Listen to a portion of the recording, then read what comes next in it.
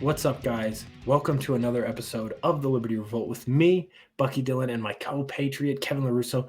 We have a special guest on the line, Larry Elder. So tell me, Larry, how are you doing? How was the governor's race? And what did you get out of it? Boy, big question, guys. Bucky, Kevin, thank you so much for having me.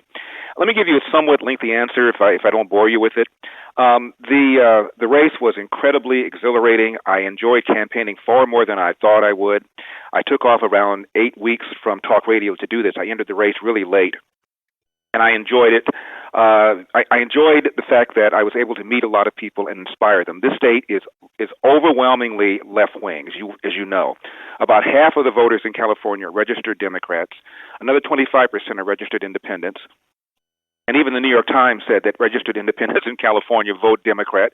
So you're really talking about 75% to 25% left versus right here in California. California hasn't elected a Republican statewide for any race, whether it's governor, lieutenant governor, controller, AG, any of the statewide offices in about 20 years. So this would have been an earthquake had I done this.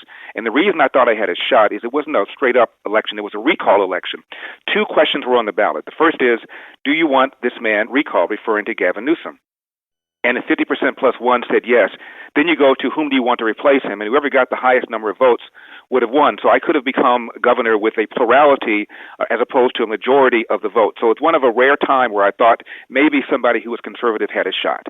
Now the problem is, we did have a successful recall election back in 2003 when another Democrat unpopular governor was recalled and replaced by Arnold Schwarzenegger. But the electoral math is very different from it was just 18 years ago. There are now 5% more registered Democrats than in 2003. There are 50% more registered independents than in 2003. And as I mentioned, they typically vote Democrat. And there were 33% fewer registered Republicans. So the electoral math was daunting. Still, I thought I had a shot. And if you look at the results, not too shabby for somebody who never ran for office before. There are 59 counties in California. 29 of them went to Gavin Newsom. The Bay Area, LA, not too surprisingly. 29 went to me. And on the replacement side, I got roughly 45% of their votes who voted to replace him. That's more than my 45 rivals combined. We carried 57 of 58 counties on the replacement side. The only one we didn't carry was San Francisco, and we lost that. I just found out yesterday because they finally certified the election.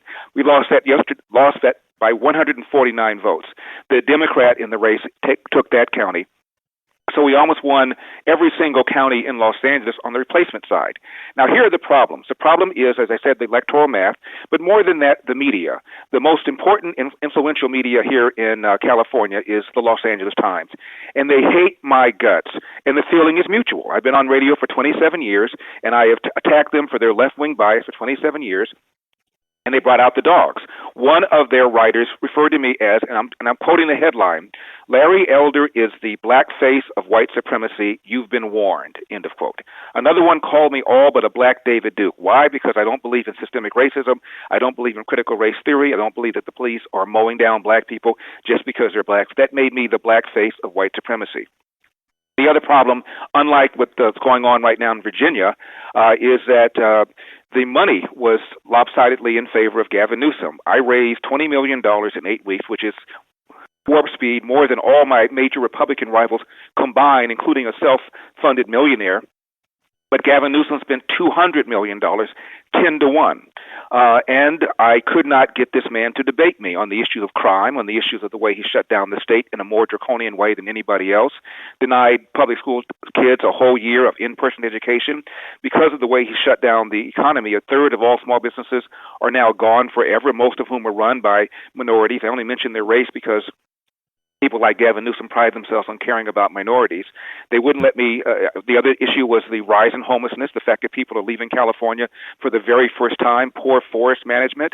We're having rolling brownouts here in California because of the poor management of our energy grid, and farmers are enduring water rationing because we've not added in any way to our water infrastructure in 40 or 50 years when the state was half its size. So those were the issues. And if you look at every commercial that Gavin Newsom cut and the ones that were cut for him by Barack Obama and Senator Warren and Senator Bernie Sanders, they all said this. This is a Republican takeover by a Trump Republican or a Trump wannabe or a Trump light. Gavin Newsom even referred to me as, quote, more Trump than Trump, not the issues. And because there were no debates, he was able to get away with this. You don't find that phenomenon in Virginia right now where there's another debate and where they're using the same tactic, calling this a takeover by Republicans. And during the debate, Glenn Youngkin, the Republican, said to him, you've now brought up Donald Trump 5 times. Are you going to bring up the issues?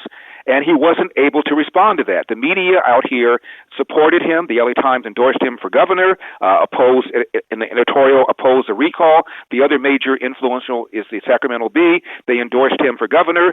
They editorialized against the recall. So I had the media absolutely, totally against me. And frankly, because of the fact that Virginia is a original state of the Confederacy, I think there's a great deal of sensitivity to playing the race card. Not so out here in California. California is arguably the most left-wing state in the union, and as a result, calling Larry Elder the black face of white supremacy. Well, you can't go after the media for calling for being racist, because of course they're not racist. This is California. So for all those reasons, it was very, very difficult for me to win. But still, I believe I mounted a very credible campaign. I scared the hell out of him. That's why he brought in all these people. That's why he had to spend all this money to stave off the recall. Yeah.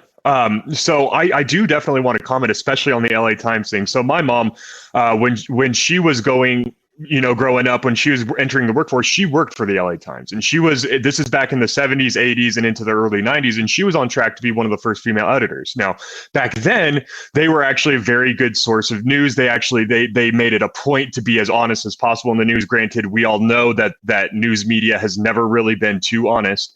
But something has changed dramatically within our media landscape. What do you think has been the biggest component of this media shift from being reporters to being activists within the media? And what do you think has to happen in order to really change that narrative as it goes? Well, this is a long-time problem that most conservatives talked about. The media has become a public relations bureau for the Democrats. They consider themselves to be left-wing activists. They consider themselves to be woke. And so if you are a Republican, you are by definition problematic. You are somebody who is trying to take away a woman's right to choose if you're pro-life, as I am. You only support rich people if you don't believe that we should be raising taxes. They've become advocates. It's been a problem going on for a very long time. Another factor, though, in the race I didn't mention is I tried to make a big issue of school choice. 80% of the kids educated in public schools in California are black and brown. The remainder are Asian Americans and whites. And we have among the worst results in the whole country in math and in reading, despite spending about $20,000 per student. The people that are hurt the most are urban students in the inner city, most of whom are black and brown. And the polls show that the majority of parents living in urban areas, black and brown, want school choice. So I thought it might be a winner for me. In fact, a major Democrat politician named Gloria Romero, who used to be in the state Senate, she's a Democrat. She wasn't just in the state Senate. She was a state Senate majority leader. She crossed party lines and endorsed me in this recall election, even cut a commercial for me. But it didn't work. Nobody gave a rip. And I suspect the reason for this is, unlike Virginia, where school choice is an issue, the Republican supports it, nearly 50% of the kids in Virginia public school students are white. And the ones out here in L.A. and San Francisco, big demographic centers for left-wing people, if you've got any money at all, you don't have your kid in a public school beyond maybe elementary school. I've got a lot of friends who live in L.A., as I do, and I don't have a single one of them, white friend, single one of them who has his or her kid, had put his or her kid in a public school beyond elementary, and most of them didn't have them in public school and elementary. So my point is, affluent whites here in California do not have their kids in public school, so school choice was not a major issue with them. That is not the case in Virginia, where almost half of the student body, kids in public schools, are white, and the parents want school choice. So that's one of the big factors here. But your question about the media, the media here in LA is I mean, look at the LA Times. I've been here for 27 years on radio. I'm born and raised in Los Angeles. I'm from the hood, for crying out loud. I should be a success story. I publish about 6 books. 2 of them made the New York Times bestseller list. 2 of them made the LA Times bestseller list. The LA Times has never reviewed any of my books, any of them. I had a documentary that came out Juneteenth last year called Uncle Tom. It grossed more money than all of the 5 films that were nominated for Best Documentary by the Academy Awards combined, had a higher IMDb rating than any of them, had a higher Rotten Tomatoes rating than any of them. I think one of them had a rating as high. The LA Times never reviewed the film. So the LA Times has never had a great deal of love for Larry Elder, and when I decided to run, I think that they unleashed the hounds. So for all those reasons, it was daunting. Yeah. So you were one of the reasons that I started the Liberty Revolt and I got involved in the first place, and I got a radio show on 1360 KHNC. What advice would you give me about being a young guy trying to get these messages out there and make a difference? How did you do it, and what could you tell me? Real simple, guys. Be yourself and tell the truth. That's it. Be yourself and tell the truth. Be fearless, and let the chips fall where they may. There's a lot of stuff to uncover here. We have a lot of issues here. This country is moving further and further to the left. It's ignored its founding Judeo-Christian principles, and I believe that we are at a turning point. We're at a crossroads. We need young people like you guys to get involved into the fight. So get involved and be true to yourself and unleash fire. Obviously, don't be profane. And in my own case, everybody has their own different style, and I don't even give you a recommendation because you'd then be trying to copy somebody else instead of being yourself. But I've never, ever demeaned politicians. I don't have funny names for them. I don't, talk about their appearance, their look, their weight. I've never done that. I try to stick to the issues and put on an entertaining show. If you were to ask me what are my goals, the first goal is to be entertaining. If you're not entertaining, no one's going to listen. Then the second goal is to be informative. Third goal for me is to be provocative, to choose issues that people care about, that people are emotional about. And then every now and then I'm able to achieve my fourth objective, which is to be uplifting, offer solutions, ideas that can make our country better. Our goal should be for all people to realize their God-given potential. I know that's how you feel. That's how I feel. So that's my philosophy on talk radio. Well, I want to find out. So you've been doing this for a very long time. You said 27 years. My father listened to your very first interview on Dennis Prager, and I want to know, where do you think you have evolved the most, either morally, ethically, or just as a person, since you began the radio to right now? Where do you think you have changed or grown the most as a human being in that time? I think I've always been a person of faith. My faith has deepened as I've done talk radio because I see more and more the only way out of this, as naive as it sounds, is love. We can't hate the other side the way, unfortunately, they hate us.